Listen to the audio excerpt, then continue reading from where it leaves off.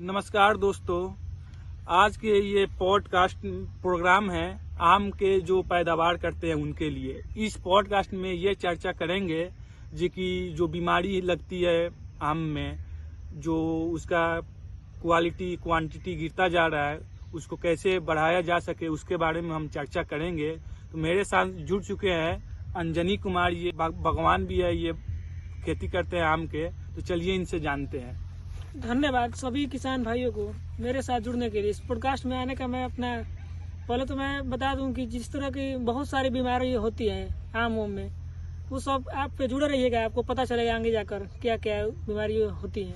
धन्यवाद। तो चलिए शुरू करते हैं।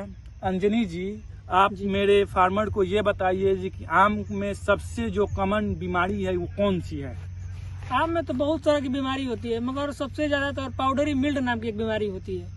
उसमें क्या होता है कि फूल पत्तियां वाइट धब्बा पड़ने लगता है। उसके चलते क्या होता है कि उसका जो प्रोडक्शन होता है वो धीरे धीरे कम होने लगता है।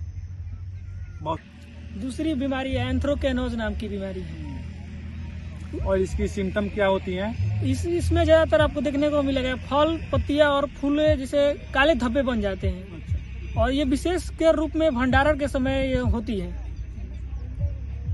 तीसरी बीमारी है जिसे मैंगो मॉल फॉर्मेशन। उसमें क्या होता है कि फूल और पत्तियां झड़ना चालू हो जाती है। उसके चलते जो प्रोडक्शन है वो अच्छे से तरीके से नहीं हो पाती है। चौथी बीमारी है बैक्टीरिया कैंकर। इसमें क्या पता चलता है कि जिसमें फार्मर को समझने में बहुत अर्ली स्टेज में नहीं समझ में आता है कि फार्मर को मतलब किस प्रकार की ये बीमारी हुई है।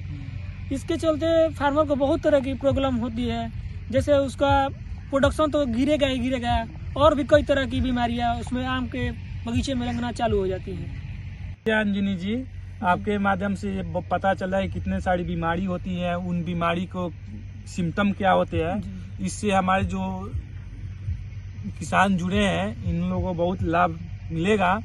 अब चलिए हम आगे बढ़ते हैं इस पॉडकास्ट में।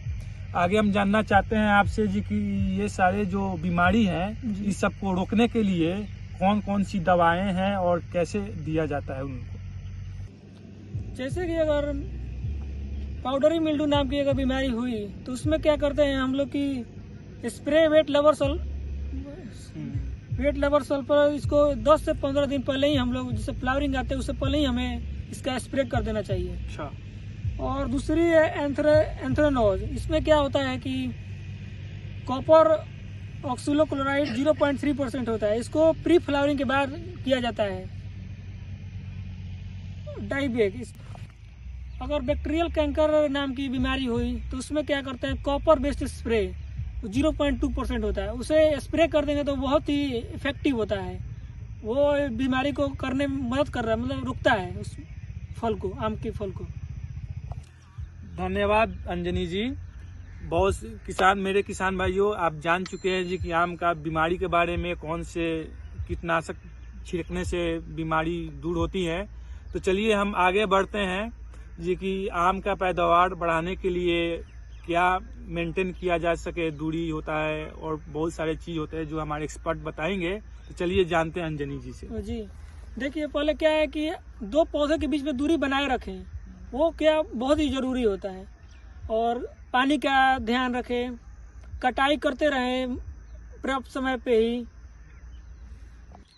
फूल आने पर स्प्रे का ध्यान रखें, कीट का नियंत्रण करें। और सबसे जरूरी है कि आप अपने जो फल लगाए हैं उसका समय समय पर निरीक्षण करना बहुत ही जरूरी है। ये सब करने के बाद भी जी शुक्रिया अंजनी जी। आपने अपना कीमती समय यहाँ पे दिया और बहुत सारे फार्मर्स यहाँ पे जुड़े हुए हैं और उन लोगों को भी बहुत सारा लाभ मिला है। और आपके माध्यम से वो जान पाए जी कि कौन से बीमारी है, कौन सा बीमारी में कौन सा दवा लगेगा, उनका सिम्टम क्या है, कैसे जांचे और कैसे अपना प्रोडक्टिविटी मतलब बढ़ाएं अपना। इसके लिए आपका धन्यवाद। जी धन्यवाद। आपको भी, आपके मेरे साथ भी बात करके आपको अच्छा ही लगा होगा। उम्मीद करते हैं कि उनको भी अच्छा लगे और देखें अपना प्रोडक्शन बढ़ाने की प्रयास करें। धन्यवाद।